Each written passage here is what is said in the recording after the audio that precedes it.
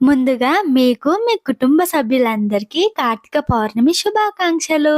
నేను ఈరోజు గుడికి కొంచెం త్వరగా వెళ్ళాలి అనుకున్నాను. ఎందుకంటే నేను లాస్ట్ ఇయర్ వెళ్ళిన గుడికైతే అసలు చాలా అంటే చాలా రష్ ఉండే అనమాట.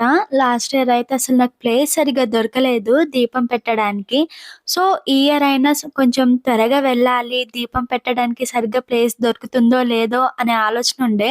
బట్ ఇంట్లో పూజ చేసుకొని తులసి కోట దగ్గర దీపం ముట్టించి బయలుదేరేసరికి చాలా లేట్ అయిపోయిందనమాట. అయినా సరే ఈసారి నాకు మంచిగా ప్లేస్ దొరికింది. ఇక మంచిగా పిండితో ముగ్గు వేసి తమలపాకు మీద పసుపు, కుంకుమ వేసి చుట్టూ ఫ్లవర్స్ పెట్టుకొని మంచిగా రెడీ చేసుకున్న. ఆ తర్వాత 365 ఒత్తులు అండ్ పిండి దీపాలైతే పెట్టాననమాట.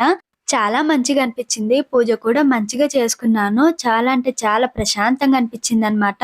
ఇక పూజ మొత్తం కంప్లీట్ అయ్యాక బాక్సెస్ అవన్నీ బ్యాగ్‌లో పెట్టుకొని కాసేపు గుడిలో కూర్చొని ఇక ఇంటికైతే